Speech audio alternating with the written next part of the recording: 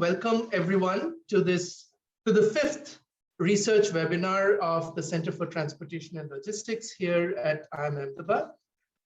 Just so you know, this presentation is being recorded now, and it will be posted online as well. The idea behind the research webinars is that we regularly invite leading scholars in transportation and logistics, the broad domain of transportation and logistics, to present their work, their cutting-edge research that have policy and practice implications. So today I am delighted to introduce Professor Laetitia Dablanc. She is a professor at the University Gustave Eiffel in Paris, and she's going to present her work on the impact of COVID-19 on urban logistics. In fact, specifically, Professor Dablanc is going to talk about 3 surveys that she and her group conducted in Paris during the pandemic. Surveys involving logistics service providers, logistics real estate developers, and municipalities. And she's going to particularly focus on how urban freight has been challenged and transformed because of the pandemic, and how COVID-19 has transformed consumers' shopping habits as well. Very briefly, Professor Laetitia Dablanc is she heads the logistics city chair at the University Gustave Eiffel, where she's a professor. Previously, she was professor at IFSTAR, which at the University of Paris, and she is extremely well connected with global transportation research networks, including the World Conference of Transport Research Society. She also has been for a long time a member of Metro Freight, which is a an international collaboration of a research program that is funded by the Volvo Research and Education Foundations. She is an expert in urban freight and logistics, spatial issues related to logistics, and many other issues related to freight transportation and policy. Needless to say, she's authored or co-authored numerous publications in highly reputed international journals. She's highly cited and well recognized as a leading authority on urban freight and transportation globally. So over to you, Laetitia. And the way that we've set this up is, the presentation is going to go on for about 40-45 minutes, and then we are going to open up for Q&A. So without further ado, over to you, Laetitia. Thank you very much, Sandeep, for your kind introduction. Thank you to CTL for their invitation. I'm delighted to be with you, and I will be really glad to chat, to answer questions after my presentation. So please fill in the chat during the presentation, and I will be available after. And I will also be available after we finish with the seminar. If you need some additional info or references, I will be glad to send them to you via emails and or from our LinkedIn. Okay, so I have a presentation of about 40 slides. I'm just going to start that. Here we go. I hope it's fine in terms of the format and everybody can see it. Yes. Perfect. Thank you. Okay, so just 1 second on our new logistics city chair. It's I'm mentioning it to you because it is a center for urban freight resources now. It's a great website where we upload a lot of our research results. So please have a look if you want to go to know more about what we do in terms of urban freight research. And actually, I need to show you that. This is the most recent part of the website, and it's a specific page dedicated to all the mobilities related to e-commerce. Lots of data from all around the world. And we try to update that website as much as we can. So my first question when I decided the topic with Sandeep was to tell you a little bit about the method, how to research on COVID impacts. I'm sure you all have been researching on COVID impacts. So I think there are some lessons already from this question, right?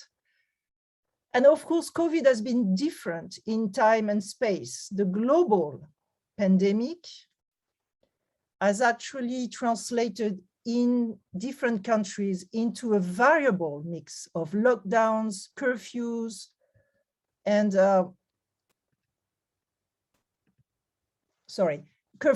diverse sanitary measures. And this has been going on since the end of 2019. So that's already been 2 years, right? So it's a long-term event, and that's quite different from surveying a short-term event.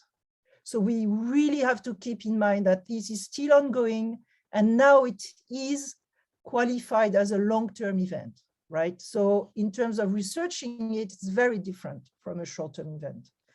And many trends were already on, for example, in terms of e-commerce or innovations, and COVID accelerated them or did not accelerate them, right? But it's difficult to make the distinction between what was already going on, what was going to happen anyway, and what COVID has introduced or accelerated. So we've been using routine surveys and data collections, data sets that were already there, and we just looked at the evolution of the trends from the existing surveys. But we've been also doing a lot of specific ad hoc, as we say, surveys. So I will use both of them to show you a few of the results. I just want to point out to you that implementing surveys and making interviews during a pandemic actually has not been so difficult than I first thought when we started setting up new surveys, right? Because many respondents were actually happy to testify on their activity during these very unusual times. Even transport operators that were very busy reorganizing their supply chains, they were actually willing to testify and to give us some insights of what was going on in the company. So that was quite an interesting methodological observation that we had. Also want to add there has been an abundance of webinars, and Sandeep and I were just noticing that webinars may be a good thing that will come out of COVID, because this has provided a very interesting source of information and data, especially business stakeholders' perceptions on COVID. We couldn't have had that without the webinars. So it really provided us with a lot of information. So I want to add that to the discussion about the methods.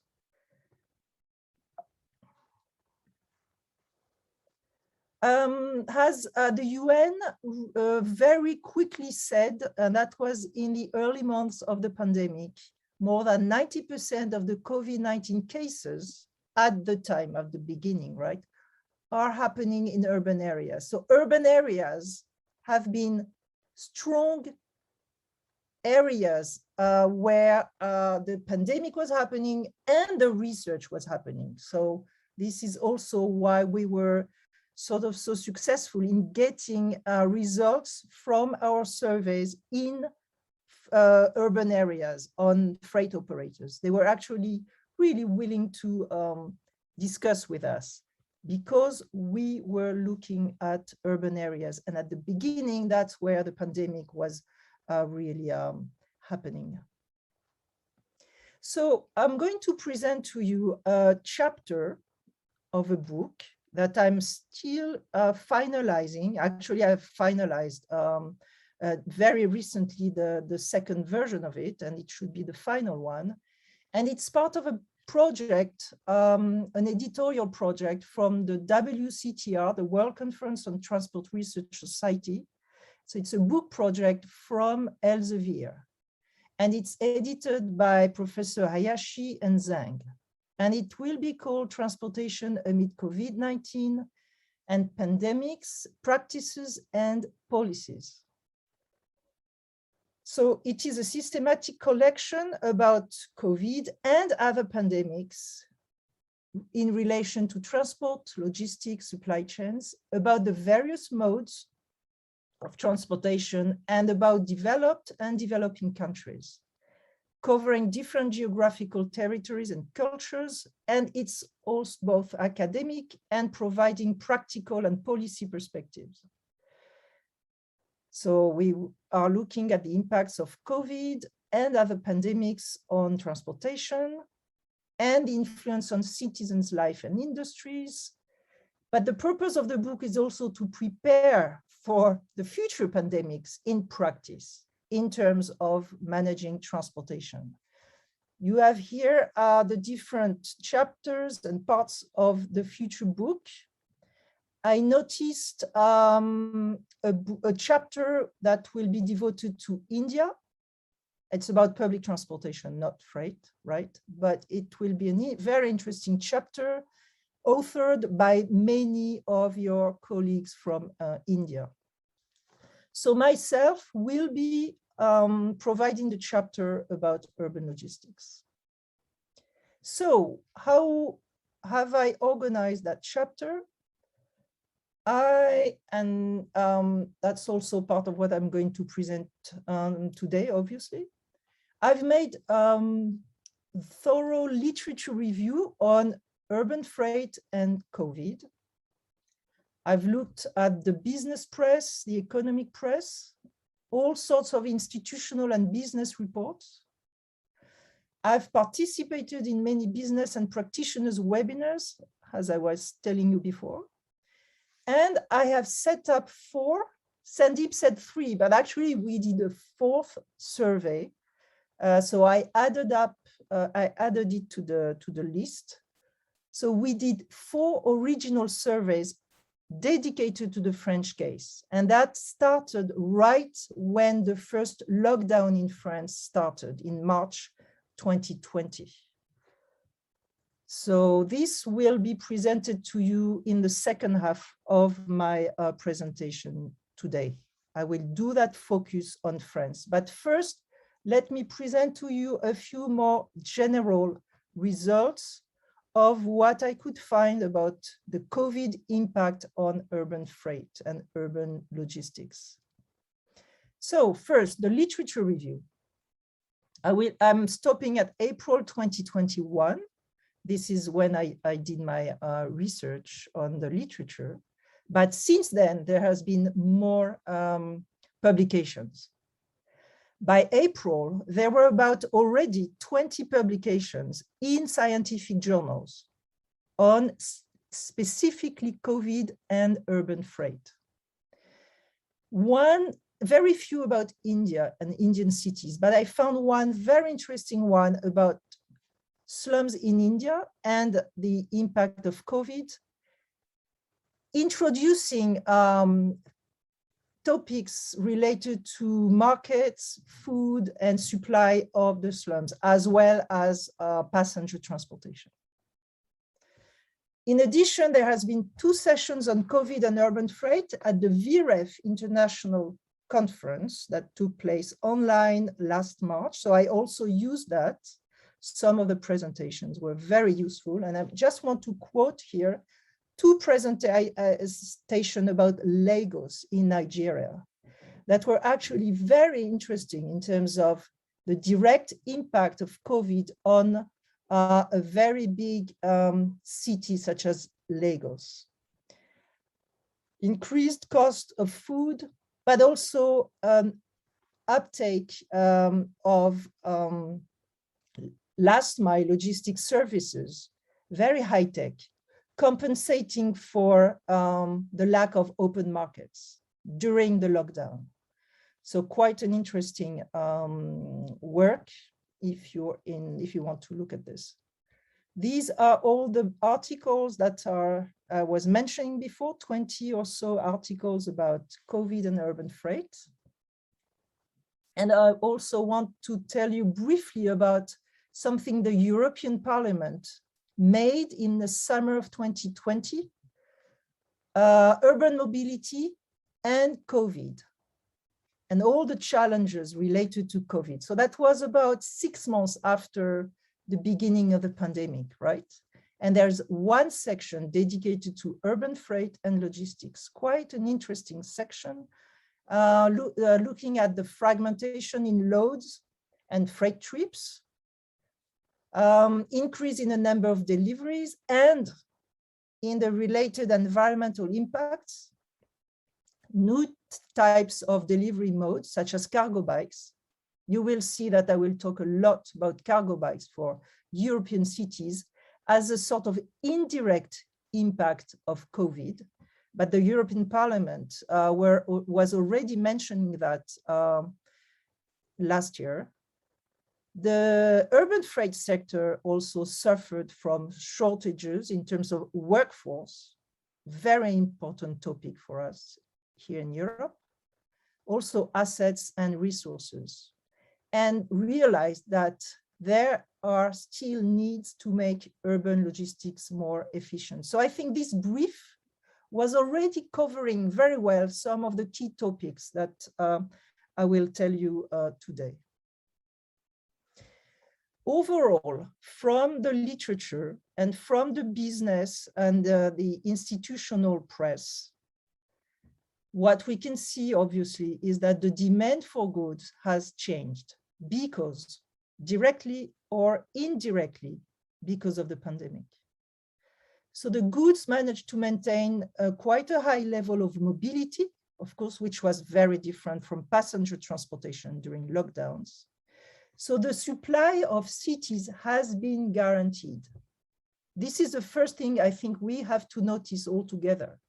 There was no shortage or no major shortage in most of the cities. Supermarkets open in many cases. The warehouses were supplied for e-commerce or for the shops that were still open. So there was limited effects of shortages. I think this is a key point we have to remember. So in a way, the freight and logistics system has been resilient. Another key point, of course, and it's the most obvious one, is that e-commerce has increased, and that has been true everywhere, especially in many cities like Latin American cities, but everywhere e-commerce has increased. A very interesting number for New York City. They added about 500,000 more parcel deliveries for e-commerce every day, in average in 2020, for a daily total today of about 2.5 million parcels delivered every day in New York City. So a huge acceleration of the number of parcels delivered every day in New York City because of the pandemic.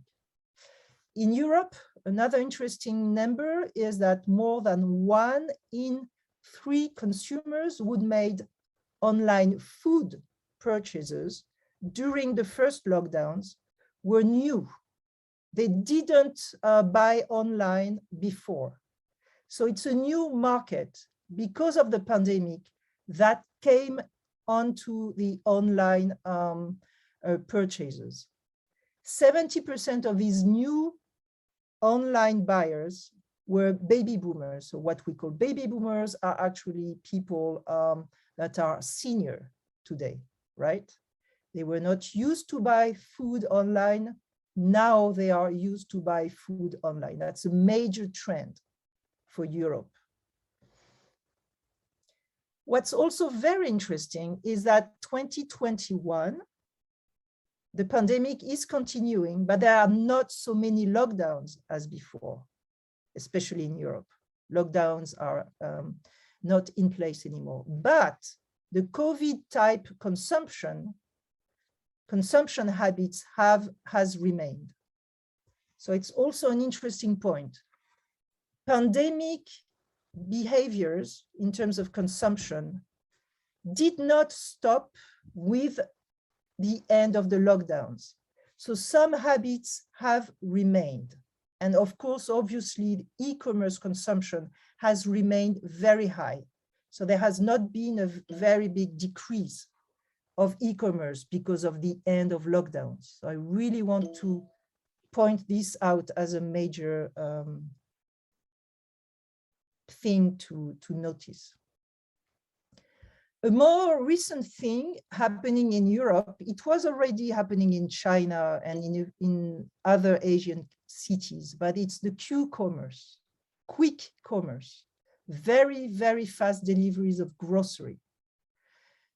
Fierce competition and many new startups in Europe, but that started after the beginning of 2021. So it's a very recent trend, but it's developing extremely fast in all the big European cities.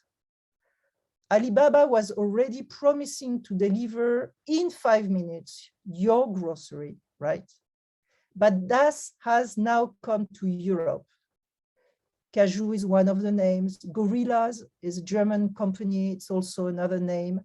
These companies have been provided with a lot of venture capital money recently, and they are developing extremely fast for these very new services.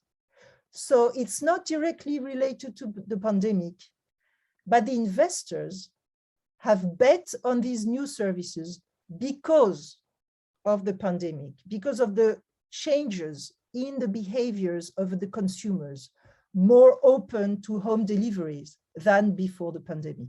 Okay, so it's an indirect impact. It's the generation of a new type of food delivery in European cities. Very big impact in terms of service innovation.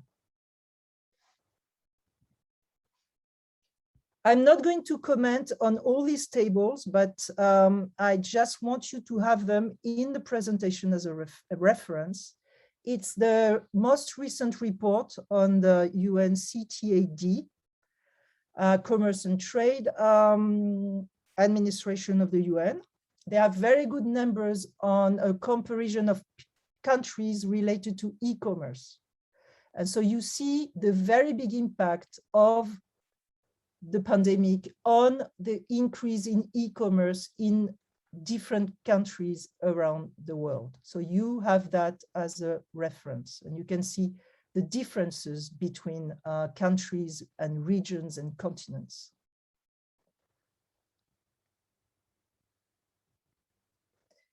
Just a quick word about Amazon. Amazon, Alibaba, JD, other very, very big retailers online, of course, have benefited a lot from the pandemic.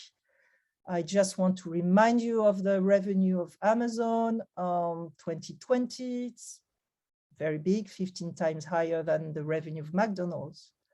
It's funny, I've been making this comparison for the last 7-8 years, and it's now 15 times higher. I started at same revenue as McDonald's, so interesting to look at. But also I wanted to show you another amazing number, is that Amazon added 9 warehouses on the territory of the city of New York, just the city of New York in 2020. City of New York is Manhattan, Brooklyn, Bronx, Queens, Staten Island. These are very dense, very expensive areas, very expensive real estate. But Amazon needed to add 9 warehouses, and they did. So they found the space, they found the budget to add 9 warehouses just in New York City. I'm not even taking into account New Jersey and other areas around New York, right? Just the territory of the municipality. So quite an amazing number. Acceleration of the implementation of warehouses in cities. because of COVID. Example of France in terms of e-commerce growth, it's about plus 32% for the products of B2C. Of course, B2C services were reduced because of plane tickets not being sold and other transportation services that really lost, tourism lost a lot of traffic on online, right? But in terms of products sold, it's plus 32% overall, which is twice as high in terms of growth rate. So that's what you can remember for France. Plus 32%, meaning twice as high in terms of growth rate. Another interesting development is omni-channel services, lots of home deliveries, of course, but also lots of click and collect.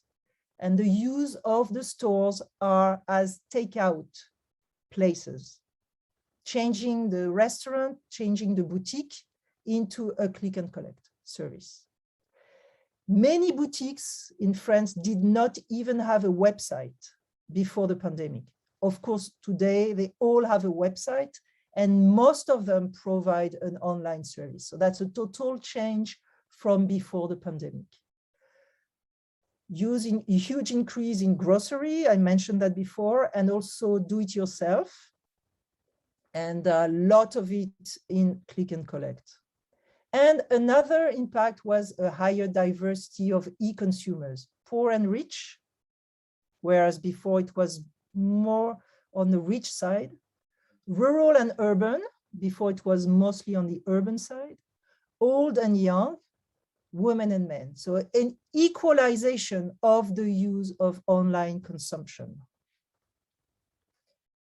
That was consumption, goods demand. So now let's have a look at service provision, the supply of freight services, freight operations. Okay. So as I mentioned before, goods movement and logistics services proved their very high resilience. Pandemic, lockdowns, curfews, sanitary measures, the goods were supplied to cities, very high resilience. Truck transport at the beginning was reduced in cities because of so many stores closed.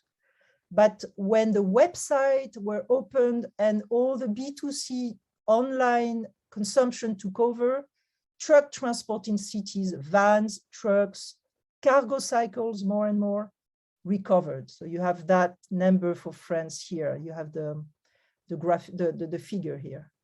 And the third thing I want to tell you about in terms of supply service provision is the key role of technologies.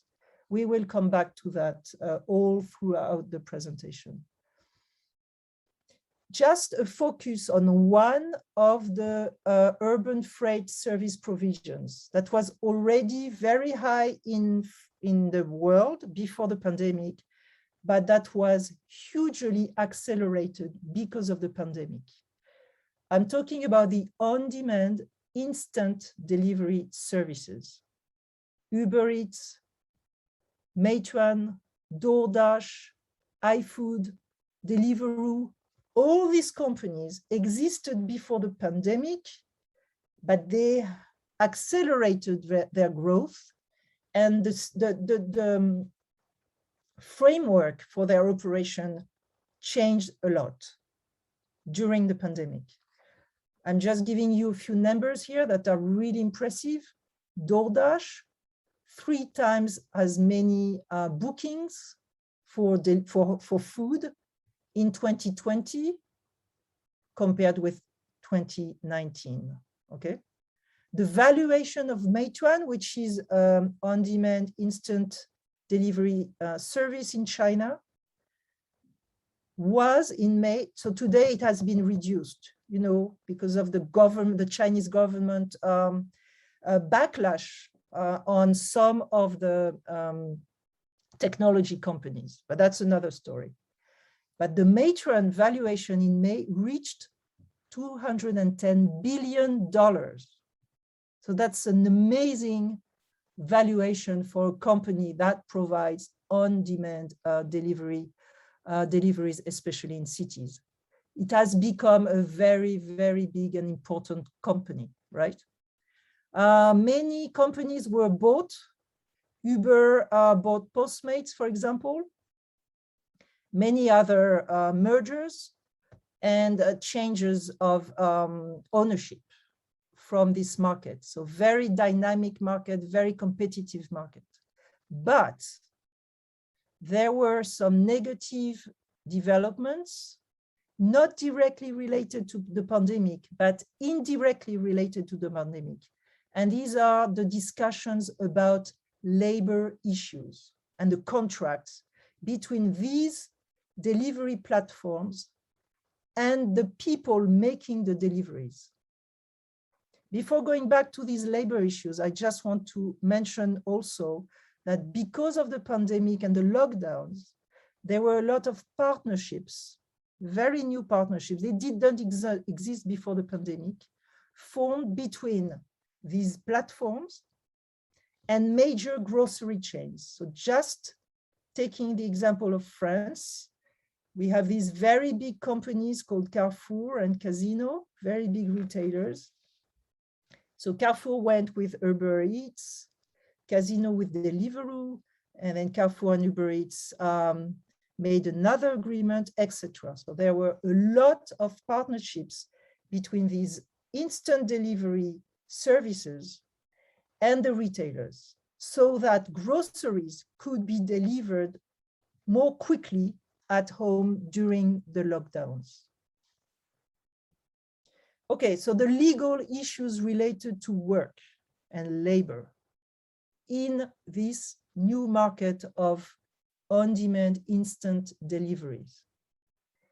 These platforms are using independent couriers, gig workers, as we can also call them in English. Gig workers meaning that they get paid for each gig or work they do, right? They are not employed on a permanent basis. So what happened during the pandemic is that several court decisions from litigation have required that on-demand delivery platforms compensate the workers for lost benefits, as they should have been considered employees rather than independent workers. So this very interesting change in court decisions is not directly related to the pandemic, because it started in 2018 with a decision from the California Supreme Court, for example. But the pandemic has accelerated the visibility of the gig workers in delivery, because people were more dependent on them, and the media were identifying them as front workers, heroes, everyday heroes, because they were delivering our food during the lockdowns, right? So they were more visible in the media and in the streets and in your home. So probably it changed the way the judges also viewed these people. And there were lots of decisions from the legal system in France, in Spain, in the UK, in Italy, in the Netherlands, related to these gig workers. So the judges want them now to be considered employees rather than independent workers. There's a lot of litigation going on. It's a very specific labor law debate, but quite an interesting one to follow. We work on that now in my team, and so we have a few research works on just the legal issues included in that new market. And just to tell you about one of the very new issues for litigation is the algorithms. Now it seems that the litigations are not only about labor, but also about the use of the algorithms by the platforms to manage the work of the delivery couriers.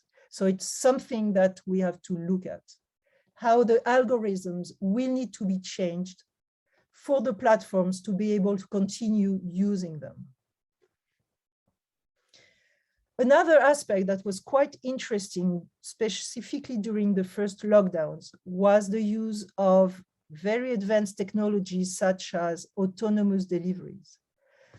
What I found after researching that topic is that there was not so many drones or street robots or sidewalk robots actually used because of the pandemic or even before the pandemic. What happened is that many companies found the opportunity of COVID to advertise their operations in terms of robots and drones and get more authorizations to test, to make pilots. So because of contactless deliveries looking like a good thing, many companies, startups of big companies actually implemented some pilots in terms of robots and drones. But overall, it has not been it has not had a very big impact. These robots and drones for delivery still have a very small market share. Okay, so that's both. COVID was an opportunity to test and advertise autonomous deliveries, but COVID did not generate a very high demand for these systems in the end. I just want to reference some of the biggest names in that new technology, new market, autonomous deliveries. But again, it's not developing very fast. So let's have a look at how they develop in the future, but let's not think that because of the pandemic, we are going to have many robots in the city streets. So JD has been very active before the pandemic and during the pandemic in developing robots, very big street robots like this one, also drones. Starship Technologies in the UK was very strong in advertising one development in supermarkets in a few cities in the UK for groceries. These are small sidewalk robots, on the contrary of the one used by JD or Nuro in the US. Another interesting example was Rappi in Colombia, in Latin America. They did a lot of advertisement, of marketing of their on-demand service using some pilots for robots. And another example is Wing from Google. They advertised a lot of deliveries made during the first lockdowns in countries like Australia, Finland, and the US. And finally, let me identify another big name in robots. That's Nuro. Nuro actually, he's currently operating grocery autonomous deliveries in suburban cities in the US.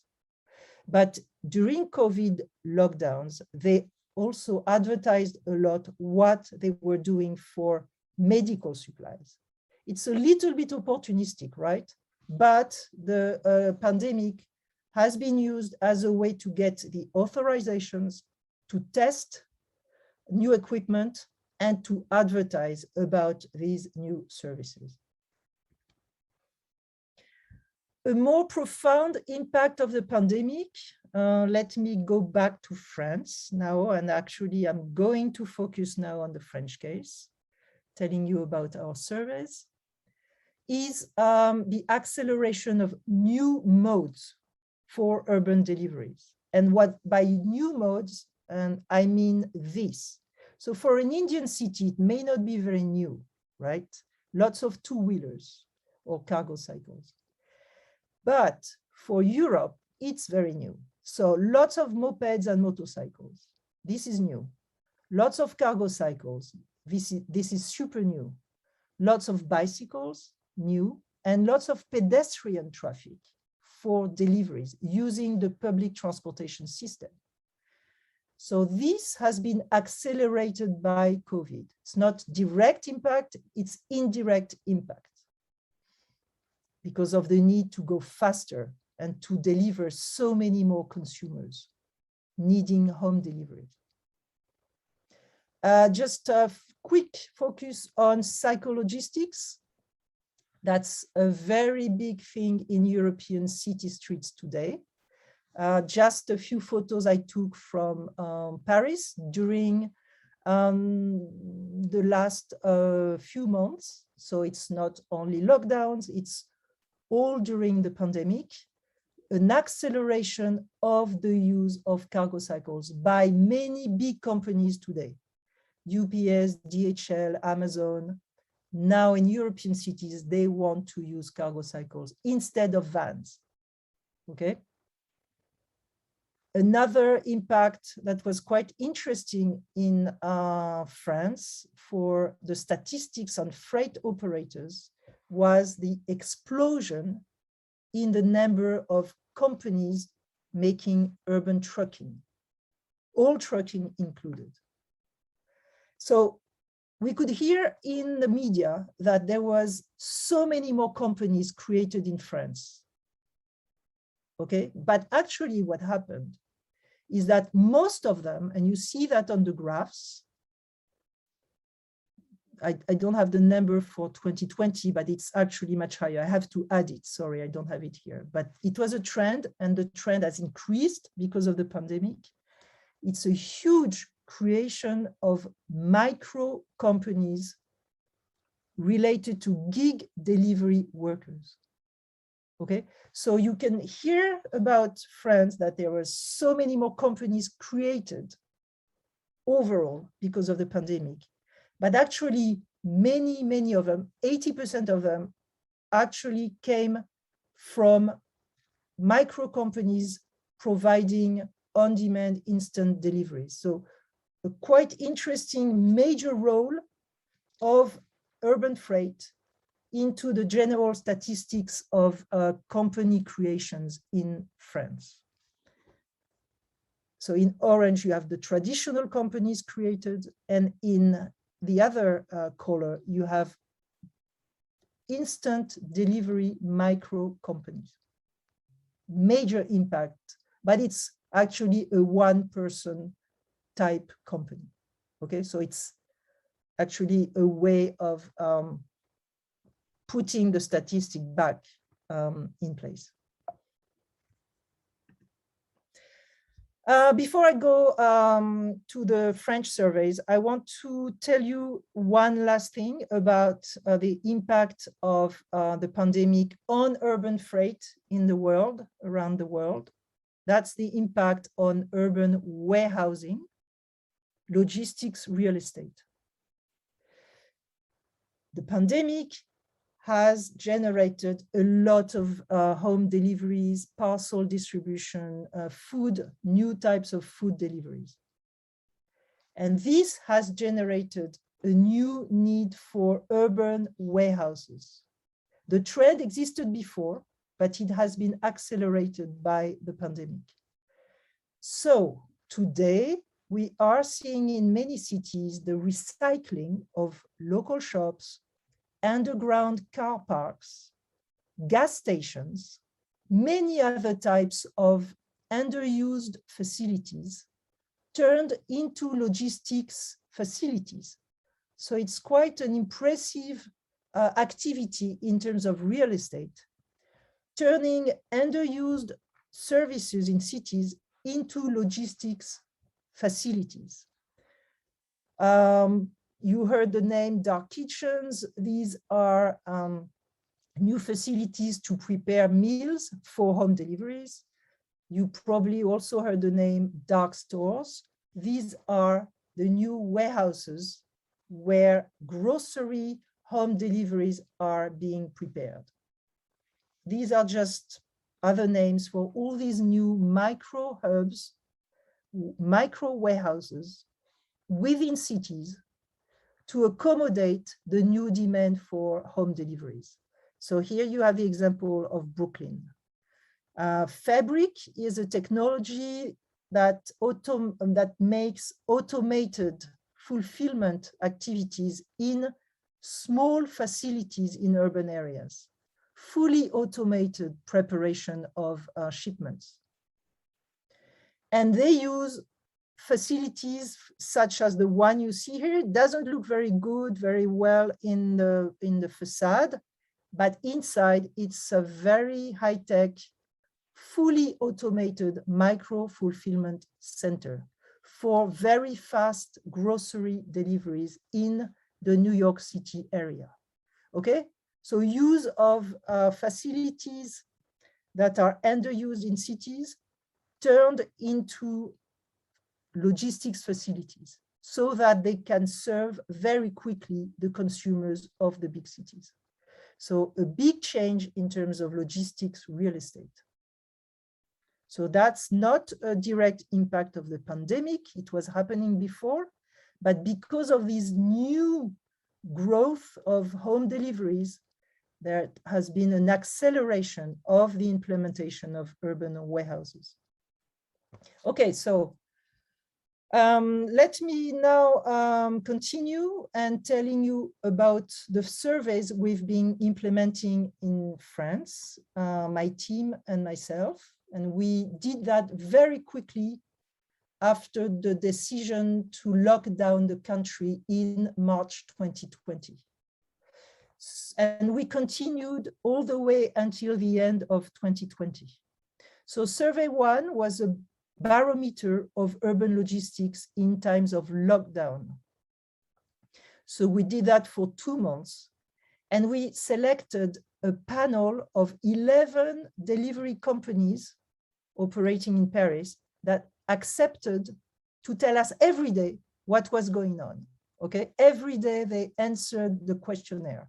Simple questionnaire, of course, because they didn't have the time to do it every day if it had been too long. But they were very faithful to us and they filled out the questionnaire every day. So we could see what was happening every day. So that's why we call that the barometer. We also did, and that's a colleague of mine who led that effort, Adeline Hates, interviews with stakeholders during the whole period, March, April, first lockdown. So these were long semi-directive interviews with operators, but also public authorities and municipalities. We did an on-demand instant delivery platforms gig workers survey, and we had done the same a year before, so we could compare the results from January 2020 to February 2021. So quite interesting results in terms of the way the pandemic had changed the work of these independent workers working for delivery platforms. And the fourth survey was a survey among the logistics real estate developers in France. And we did that from March to October 2020. So, because I don't have many slides on the methodology, I'm going to focus on the results of these surveys, right? But if you have any question about the methodology, again, as I told you at the beginning, it was quite a new experience, quite an interesting way of doing things because everything was new. There was urgency for the operators, but they all wanted to testify about the changes in their organization because of the pandemic. So we got closer to the business community because, or thanks to the pandemic, we got more information, more data than we would have in a normal time. Okay, so it's a methodology observation that I really want to emphasize today. Okay, so quickly, some of the results from the 4 surveys. First, the lockdowns, the first lockdown in France for urban delivery operators, there was one major result, is that there was an extreme variability of orders. Every day was different. That's what I want to convey when I'm showing you some of the figures here. You see some red and some green in my figures, which are summaries of different weeks of the survey. But I just want to convey to you that flexibility was the key word, because one day you had green, which means an increase in orders, and another day you had some red, which was a decrease in orders. You could not plan more than 2 days in advance. It was changing every day or by the hour, right?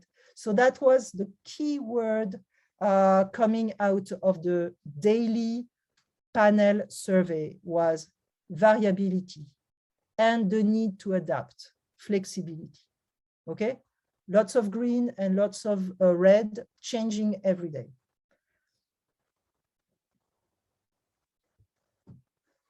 Of course, freight companies that were not involved in food or essential goods had to reorganize their activities, but many were flexible enough to find new markets and accelerate the shift to B2C. That generated changes in the destinations. You have to deliver homes, whereas before you were delivering shops, very different types of jobs. Increase in empty returns. So there were difficulties in productivity because of these empty returns. Very big change for them. Overall, the higher productivity that came from better traffic conditions during the lockdowns, of course, so many less cars in the streets, was counterplayed by the decrease in return freight. Also, the disorganization of staff and more home deliveries, as opposed to deliveries to pickup points. The French are using a lot of pickup points, but during the lockdowns, of course, obviously, deliveries had to be made back directly to the homes. So that overall decreased the productivity. New services helped local farmers around the big cities like Paris and Lyon to sell their products online and find delivery providers to sell to the big cities. That also accelerated the deployment of these new services between direct local farmers and consumers in cities. And new services were set up, sometimes by the cities themselves, matching local stores, opening a new delivery service, to logistics startup companies. So the municipalities served as contract makers, matchmakers between local stores that were closed, but they were opening a new website for deliveries, and startup companies providing a new type of home deliveries using cargo cycles, for example. Workers, big impact on delivery and freight workers during the lockdowns, obviously. Temporary workers were needed en masse because they had to replace sick or absentees workers due to childcare and other issues because of the lockdowns, and also because of the new demand for home deliveries. Obviously, a high rate of unemployment in logistics, supplying industrial activities, but overall, as I said before, freight, urban freight, took over and developed again when our home deliveries developed quickly after the beginning of the lockdowns. Major changes in the organization of warehouses to ensure health safety. And I want to inform you on one interesting episode, which was that Amazon had to shut down all its warehouses in April 2020, in the middle of the first lockdown, because of insufficient protective measures at the request of unions. So it really generated some litigation about sanitary conditions and even the shutdown of the warehouses of Amazon in France. But of course, Amazon continued delivering goods to French people using the warehouses in Italy or Germany. Limited remote working in logistics and transport, obviously. They were first level workers, so they also were highly exposed to COVID. And I just want to mention that many of the delivery and logistics workers in Paris live in the northern suburbs of Paris. And actually, this could be directly related to a very big excess COVID mortality in the northern suburbs of Paris compared with all the other suburbs and the city of Paris. So obviously the fact that these workers were in the streets and continuing to work to serve supermarkets and homes had a direct impact on COVID excess mortality. I told you about our gig delivery workers survey. We can now compare 21 to 20. And there were three major impacts of the pandemic on on-demand delivery workers in Paris. That is, first, more students came back on the job, reversing a strong trend since 2016, where students had left that type of job, okay? But because of the pandemic, they came back to that type of job because there was no more jobs, part-time jobs in restaurants, for example. So more students back on the job. 34% of the gig workers for instant deliveries turned to this activity because of the pandemic. So a very big impact of the pandemic on the way people got back into the job of instant deliveries. But the pandemic has led to a decrease in the income for more than half of delivery workers, because so many more people joined gig deliveries that overall there was a reduction in the average income for them. And another interesting number from our surveys is that more than half of the delivery workers we interviewed say that the pandemic has worsened their working conditions. So these are some sort of the numbers that we can get from our quantitative survey on gig workers in Paris before the pandemic and 1 year after. Interesting new developments also in terms of the use of illegal transport modes. So I'm also taking the numbers from Paris, from the survey we did in Paris. Mopeds, cars, and electric shared bikes, such as the one you see here, which is the bike sharing scheme of Paris.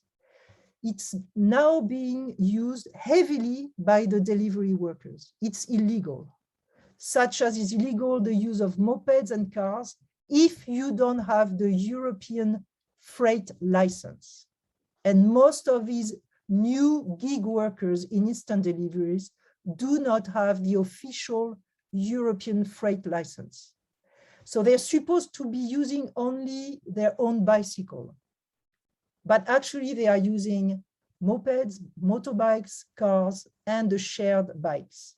So it's a sort of big change towards illegal transportation modes to make the deliveries. Okay, so that's a direct impact of the pandemic.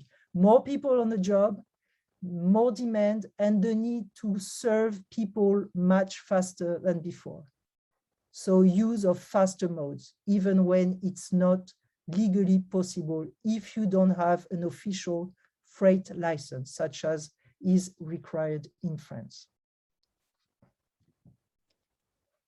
And my final set of numbers from our surveys is about the logistics real estate market and how they responded to the pandemic. So as I was telling you, we did a long-term survey from March to October of 2020 on developers, logistics developers, the ones implementing the warehouses and managing the warehouses as third-party real estate logistics providers and managers. Okay.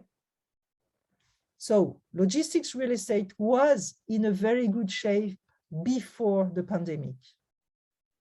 So it was doing very well already. Of course, the first lockdowns generated major challenges because all the building sites were stopped and the warehouses had to follow new, very strict sanitary measures. And as I told you, Amazon had to stop operating, for example, in France for a few months. So the first lockdowns generated major challenges. But the interesting story was that it was very short term. As you can see on the figure, the red means troubles. That's the perception of the developers related to the warehousing market in France because of the pandemic. March, April, they were saying troubles, decreased operations, challenges, economic challenges, legal challenges, problems to recruit workers, etc. But then the red decreased very quickly. So that was the very interesting story from our observations. The perception from the business community for real estate was that it took back and redeveloped very quickly. So there were problems, but they were short term. Activities recovered, and overall activity has only decreased by 7% in 2020, which is a major achievement because 2019 was already an exceptional year, okay? So very little reduction in activity in real estate and logistics. They had to build big new warehouses, XXL warehouses in suburban areas as usual. But as I told you before, and I took the example of Amazon in New York City, of Fabric in Brooklyn, urban warehouses also developed very quickly. That's all directly related to the pandemic. Another interesting change in real estate, that's not from my survey, but it's from a general statistic in France, is that in 2020, there has been a somewhat less concentration of logistics developments in the big areas, in the big cities. The big cities are the green areas here. There's a corridor of big cities in France. And that's where development was happening before. That's a big trend towards polarization in the very big cities. But for the first time, that trend was reversed in 2020 at the benefit of medium-sized cities all over France. That's the blue, and all the small spots around the country. That's directly related to home deliveries of all sorts of goods because of the pandemic and the need to do it quickly. So the need for proximity warehouses justified the implementation of many warehouses all around the medium-sized cities. So that's a reversal of a major 20-year trend. So I want to mention that for all the urban geographers that may be in the webinar. I'm not going to go into details here, but we made a sort of summary of the mood changes from logistics real estate stakeholders. Again, I told you that they were pessimistic at the beginning of the pandemic, and now they're much more optimistic because of the huge development of warehouses all over the country, with one major negative point, which is the concern about the sector's image in the media and in the general public. We even call that in France the anti-Amazon sentiment. People are very ambivalent toward the very big e-retailers. They resent the working conditions, and they resent the fact that they may put in danger the small shops that are very familiar to French cities, the boutiques, okay, the neighborhood shops. But on the other side, Amazon is very popular because it provides lots of jobs in cities, in urban areas where you didn't have so many low qualification jobs as before. And of course, Amazon has a very high quality of service and is providing the goods during the lockdowns. So, okay, so an ambivalent sentiment. But what I'm trying to say here is that the business community of the logistics real estate developers is a little bit threatened and anxious about this image of the sector. So now they're trying to change that image, changing working conditions in the warehouses, talking to politicians, presenting a lot of new initiatives for green warehousing, etc. So they're trying to change their image. And last thing that happened in Paris and that we surveyed during the year 2020 from our surveys was an acceleration of the recycling of urban spaces and brownfields into urban logistics facilities. As I was telling you before, and I showed you an example in Brooklyn, this was very much the case in Paris, and I wanted to show you some very specific images, pictures that I took recently in Paris. That's one project that was a gas station on a highway, fast highway in Paris. The gas station has been abandoned and it will be turned into an urban logistics facility. That's one example. And another example that I really like here is that under the first ring road, very urban highway in Paris, under it, there was an underused space. It has been turned into a very high-tech urban warehouse today, and it's providing refrigerated warehousing for goods that are being delivered by cargo cycles from under the highway to the city center in Paris, okay?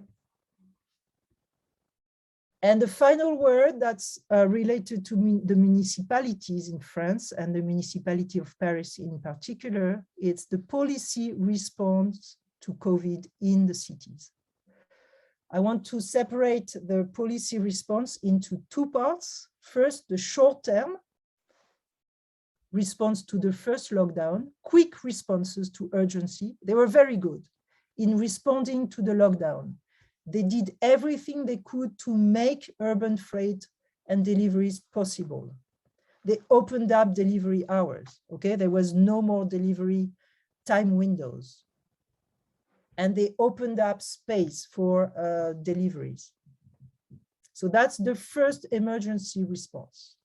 They also set up websites identifying the stores that were proposing home deliveries. That's the example of the Paris website, identifying all the boutiques and stores and cafes and restaurants that set up a new website.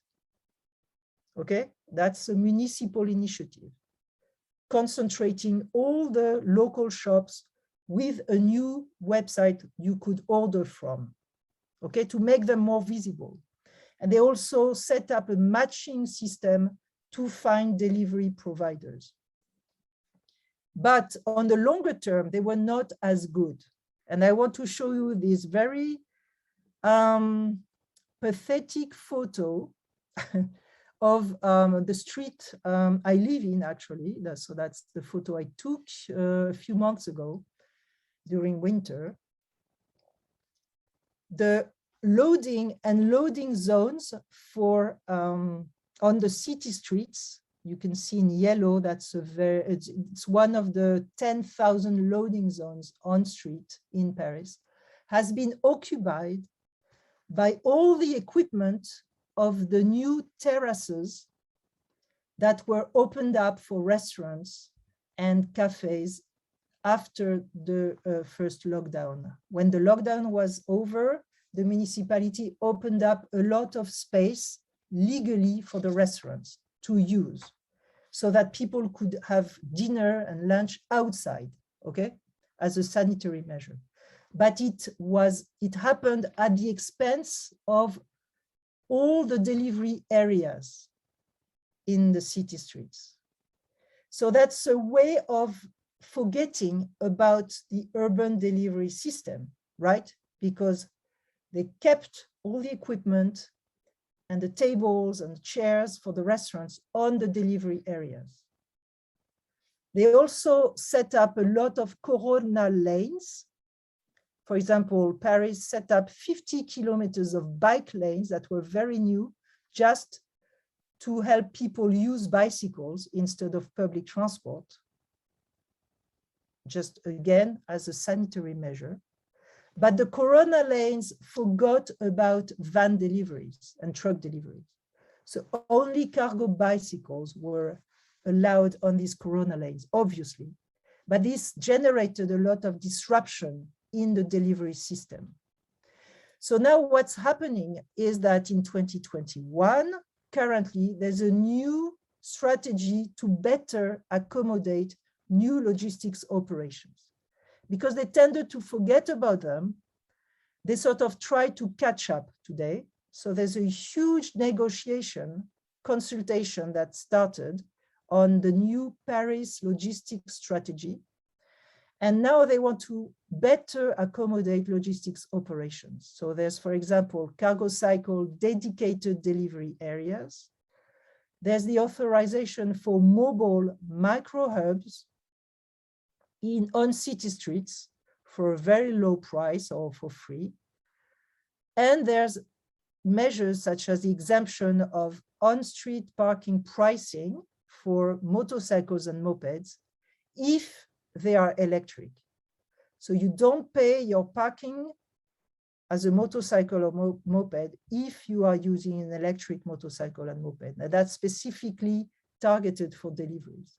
Not only for deliveries, obviously, but many motorcycles and mopeds now are used for deliveries. So the exemption from paying for electric vehicles is very important for the delivery market.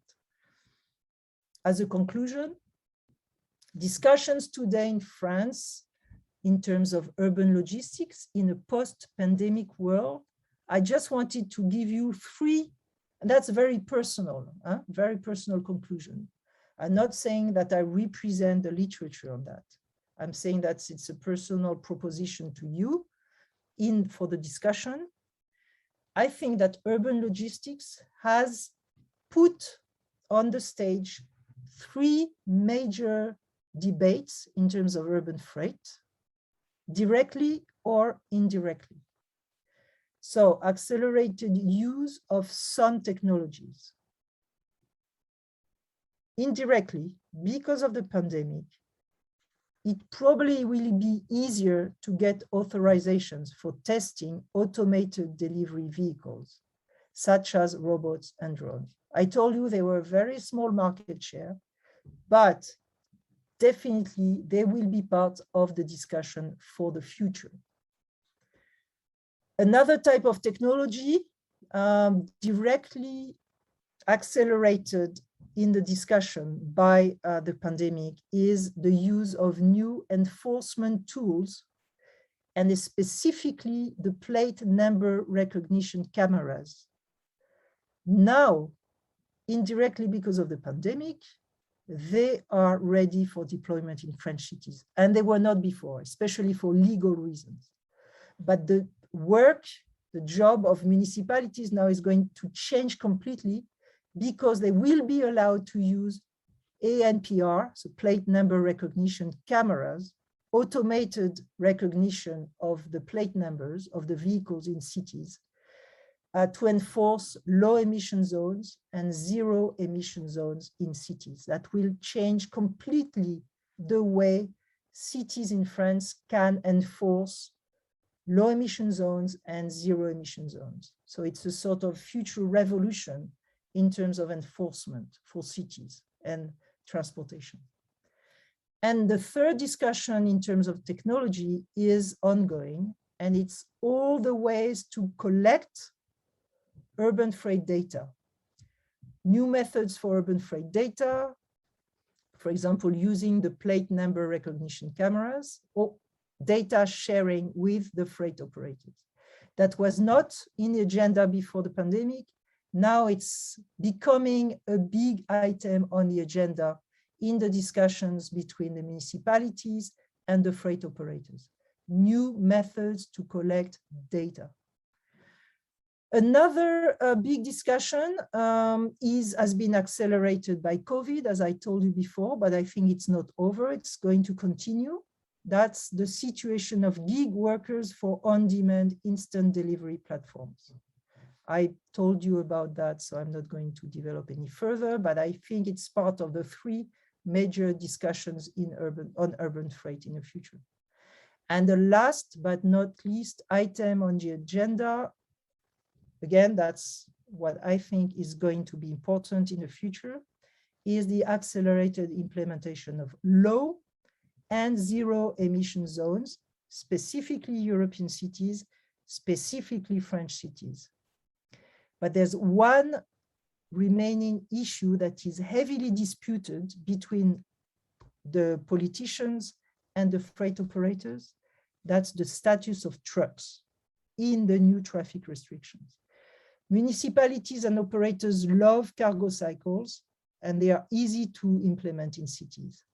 Municipalities and operators love electric vans, and they are sort of easy to implement in cities because they are now cheap and they are available, lots of different brands for the vans.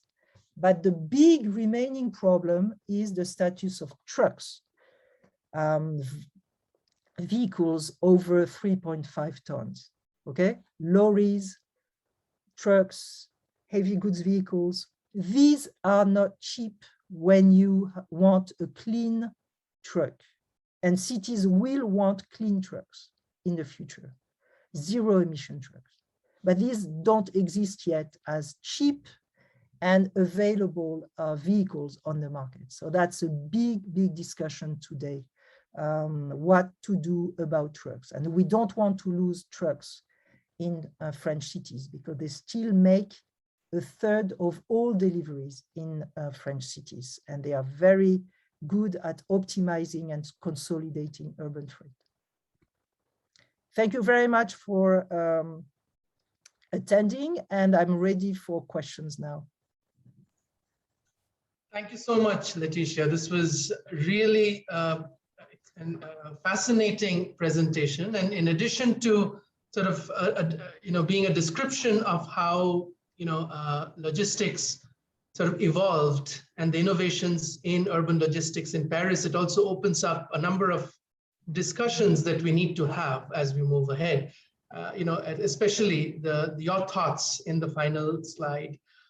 So I'll take up some questions that we have. So for example, Shivam Garg, the question from Shivam is, the e-commerce sector has clearly seen an exceptional growth during the COVID-19 pandemic, and it's still showing quite exceptional growth. But can we expect similar growth patterns in the long term, 5 to 10 years? That's what Shivam's question is. Thank you, Shivam. Obviously not the same very high growth rates, but very high growth rates anyway. So I think that the pandemic has generated the opportunity to skip a few years of growth, get to the growth that we would have achieved in 25 if it were not for the pandemic, okay? And then go back to regular growth rates. But there will not be a decrease. There will be a decrease in the exceptional growth rates, but there will not be a decrease in the general trend. And the pandemic has just pushed the general trend quickly into 2025, as if we were in 2025, 2026. I cannot answer for 2030, really, but I really think that the trend is here to stay. Maybe there will be a limit to online shopping at some point, right? It will never be 100%. But the shops will change their way of functioning. And the key word is the blur in the frontier between online and offline. So blurring the line means the omni-channel world is what we can expect for the future. So all the online retailers at some point will have some stores, and all the stores will have some online experience. Okay, that's how I see the long future. Thank you. So Natalie has a question where the question is that, you know, many countries such as France, Germany, UK, and the US, they've seen many new business models set up and many new startups come up. And the question is, do you think that these models could easily be duplicated or replicated in any country such as India? I think also the question is that, have these countries also responded similarly, or have such startups come up in other countries, or what could have been some of the barriers in other countries? What are your thoughts on that? Interesting question. I would say, but I'm a little bit always looking at the converging patterns myself. I see the similarities rather than the differences, and I see the trends getting similar in many of the big cities around the world. And of course, New Delhi or Mumbai are exactly the same. But I must say that, e-commerce in India is, in terms of the, compared to the number of the urban population, is not at all as high as in many other countries, including today Latin America. So I really don't know about India, but my personal opinion is that it is a major trend for a specific niche of the urban consumers, middle class, young, active. They want the quick commerce, okay? So my bet is that it will be exactly the same in Bogota, in Mumbai, in Lagos, in any city that has an urban, active, quickly developing young population, which means any city in the world, specifically very fast developing cities. But again, the Indian situation may be slightly different, but I would bet on the converging patterns. But again, the quick commerce of Kaju, Gorillas, or even Alibaba for the 5-minute deliveries is a niche, right? It will never reach a huge market share because it's too expensive. In Chinese cities today, they have reached a sort of stable market share of 5% of all online food delivery, okay? The quick, very quick one, only 5%. So that's, I guess, what we can expect for Europe and the rest of the cities. So it's part of the panel of services for home deliveries, but it's only one part of it, and probably a small part. Again, it's a very expensive business proposition. So I have a quick question. There are some other participant questions too, but I had a quick question for you. And during the initial part of your talk, you talked about innovative or new modes of transportation that emerged out of this pandemic, right? And you mentioned about two-wheelers, cargo bikes, even pedestrian transportation of urban freight. And these, if one way to think about this is not only it helped meet the demand pretty effectively during lockdowns, but these modes are also, relatively green, and cities would ideally like to transition to these modes, and many cities are indeed transitioning to these modes. But in a city such as Paris, don't you think that, if these modes, in order to sort of promote these kinds of modes for urban freight delivery during normal times, we need to have, traffic management policies, practices, infrastructure requirement in order to address some of the adverse impacts of these kinds of transportation modes, which are good for the environment, but can be disruptive to traffic, and there are safety concerns. So has Paris kind of stepped up in order to sort of promote these modes long term? And what do you see any action in terms, from the city government, for example? It's a very interesting question. I agree with you totally. It will bring new challenges that municipalities have not fully anticipated. So from my experience, and I will take the example of the city of Paris, they've been good and bad. So they've been very good in planning the micro hubs for the cargo cycle last mile logistics. Because if you do a cargo cycle delivery or pedestrian delivery, or even an electric van delivery, you need your fulfillment center to be closer to the final destination, because you're not able to do 20 kilometers, okay, anymore. So in that regard, zoning plans of Paris and even bid for tenders to find micro hubs, they've been anticipated by the municipality. So they did a good job in terms of zoning, planning, finding spaces to give to operators. On the other side, they haven't planned at all the sharing of infrastructure, street infrastructure. There's a huge challenge in terms of traffic management. The bike lanes cannot accommodate cargo cycles, for example. They're too narrow. So they have to change the way they organize the street infrastructure. And they have to think in a new way, traffic management with bicycle in mind, and not anymore cars and vans in mind. So that's one of the challenges. It's a very heavy challenge in the Netherlands at the moment, because they're full of bicycles for passenger travel, but they're also full of bicycles for cargo. And now they don't have the space anymore. So they have to reconsider traffic management and infrastructure planning. So some good and bad in this situation, but I agree it's a major issue, especially road safety for the workers and for the pedestrians that meet a very fast delivery worker in a moped or in an electric bicycle. They go very fast, and they have to go fast because they want to deliver quickly, right? That has generated road safety concerns.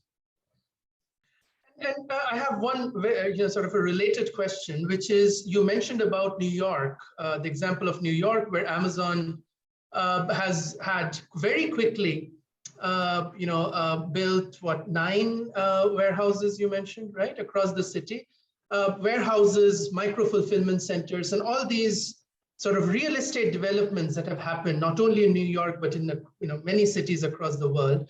So many of these developments are relatively, kind of irreversible, right? So these are major changes to the built environment of cities that have happened as a result of this pandemic.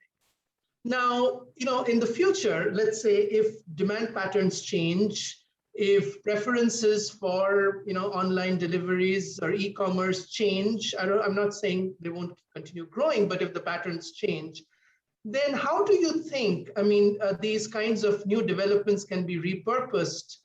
Can they be repurposed quickly, or would these, sort of relatively, I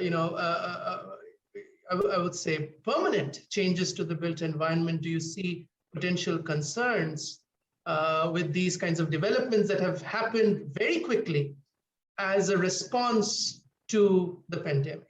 Our preferences can change, but changing in the Yes. built environment is relatively more persistent, durable. Yes, it's very true. I think for the small ones, the micro hubs, turning them back into boutiques or into housing even, it wouldn't be too much of a problem. The major logistics hotels, as we call them, which are major new developments, multi-story buildings inside the cities in Europe, this would be problematic because they are very specific to logistics. Not only logistics, because they have multi-users, but the logistics levels, which are the underground ones, for example, in many cases, they cannot be turned back into parking facilities because there's no so much use for cars inside city centers. Probably other users will emerge, but that could be, for example, electric charging.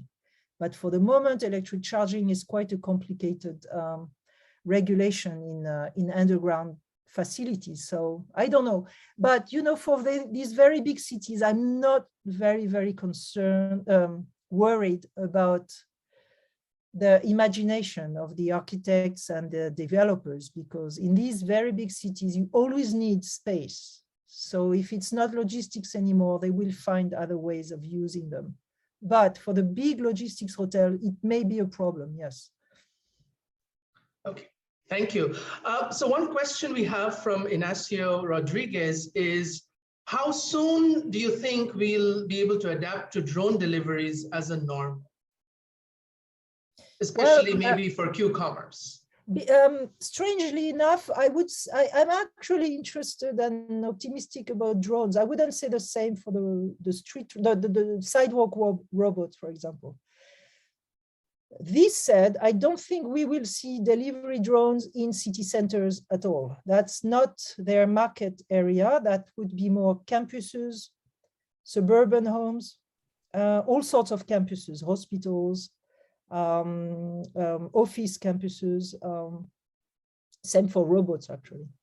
Of course, crossing natural obstacles such as lakes or rivers, or maybe in some extreme cases of medical emergencies, maybe in city centers. But I do think there's a future for drone deliveries. I don't think it will be much inside city centers. Too complicated technically. Authorizations will be difficult. But the economic business model is not so bad. So drones will be happening not so much in city centers. Thank you. We are close to the end of this webinar, and I'll end with this last question maybe from Mubarak, who asks, is there something that you've learned during your surveys maybe that you never expected? Okay, I will not talk about freight anymore, actually. I don't know if Mubarak was mentioning freight or more general, but I will take the general sense of the question. And in terms of, for example, the way we work and we live, I would not have believed that so many interactions were possible using Zoom and webinars. So it seems like anecdotal, but it's actually a major trend. Work life has changed because of these interactions on this sort of the things we're doing today, right? I would never have been able to come to India, make the seminar. I would have been able to do that, but exceptionally, right? Once a year. Today, because of the pandemic, we can do that, and we think it's normal now. So that's probably my answer.